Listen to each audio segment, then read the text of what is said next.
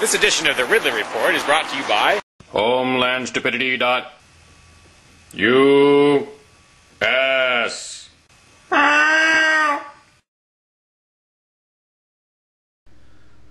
Once jailers finish processing me, they take me to a different part of the bubble. They give me the opportunity to pick up a book. I grab a Reader's Digest condensed book and a Bible. I receive a heavy mattress and am told to put on jail clothes. I am subjected, apologetically, to a cavity search. Somewhere along in here, the guard discovers that he and I have something important in common. Each of us has served, after a fashion, in wartime Bosnia. Me privately, him publicly. I was a documentary videographer there, and he was a soldier with the U.S.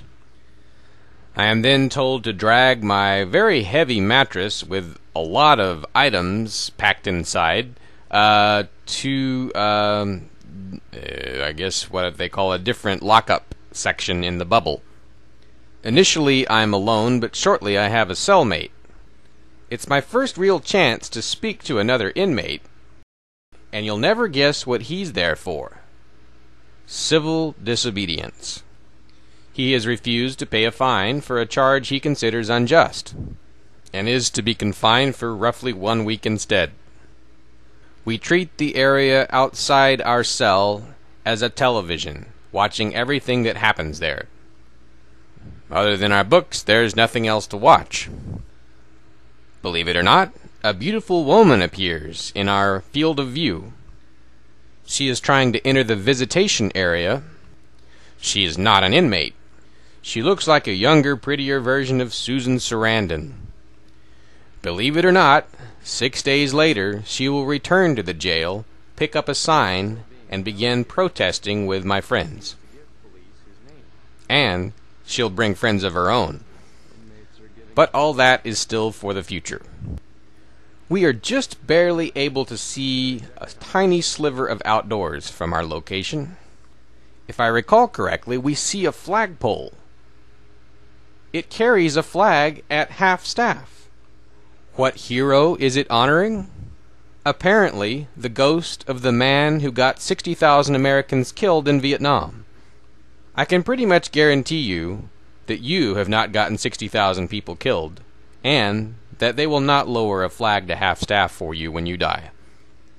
But Robert McNamara did die that week, and this is America's twisted way of recognizing it. Maybe I should correct myself. That is the United States government's twisted way of recognizing it. Now, a pretty bad guy, probably less harmful than Robert McNamara, appears in the jail. I don't know why he was arrested, but he's brought in, hands behind his back, constantly talking. An endless stream of screams and epithets and discussion comes from his mouth.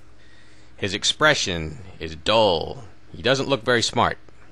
He is short, but in shape, covered with tattoos, claiming to be an ex-Marine. He is the man destined to provide our entertainment and drama for the next couple of hours. "Do you have any weapons?" the guard asks. "Yeah," he says, "a rocket launcher." He reaches for his right front pocket. Hands are immediately upon him. They restrain the pocket-bound arm. He jumps up and down. One of the guards begins getting angry. He points his finger in the angry inmate's face and says, "We can do this easy or we can do it hard." "Hard! Hard!" replies the long-haired ex-Marine, and gets what he's asking for. Immediately, they are upon him. One shouting in fury, perhaps 4 others pushing him backward into the dark drug tank. Handcuffs are produced. I and the other bored souls in orange crowd the nearby glass to bear witness. I try to turn my eyes into video recorders so that I can recount in detail any abuse or any appropriate use of force. Mace is prepared and threatened, but no chemicals are sprayed, no government fists fly. Instead, warnings, angry orders, more rambling from the small, colorful addition who continues to resist. One of the restraining guards is a woman. She is pretty. She has tattoos. She looks ex-military. I never get her name, but since she's going to appear in our story again, I'll give her one. Sarah. Sarah and her allies eventually get the cuffs in place, and the black-clad enforcers retreat from the cell. The long-haired ex-Marine chases them to the door. One guard turns and shoves him backwards. A slip of the drunken foot, an unbalanced stumble, and this troublemaker might well land head first in one of the cell's crevices. Broken necks happen this way, but no fall unfolds. No stumble, no major injury. The guards resume a calm, professional disposition toward their troublesome charge. I give them a B for their handling of the situation, and await further chances to observe and grade the conduct of these enforcers' use of my tax dollars. Meanwhile, the alleged ex-Marine begins a symphony of assaults upon the cell's doors and windows. He hits them with his feet, his fists. He jumps up and down like a boxer and challenges all the guards to a fight. Finally, he pees in the jail's or in the cell's door.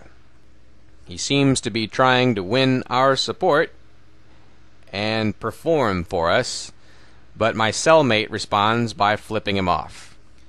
It reminds me of the scene from The Green Mile when the outrageous inmate is brought into the cell block. Coming up in the next edition of this series, the jail decides how to handle my refusal to answer questions. Hey, this is Glenn Jacobs. In Homeland Stupidity, if you want to get the news of the day and the best opinions, Homeland Stupidity is where you need to be. It's not stupid.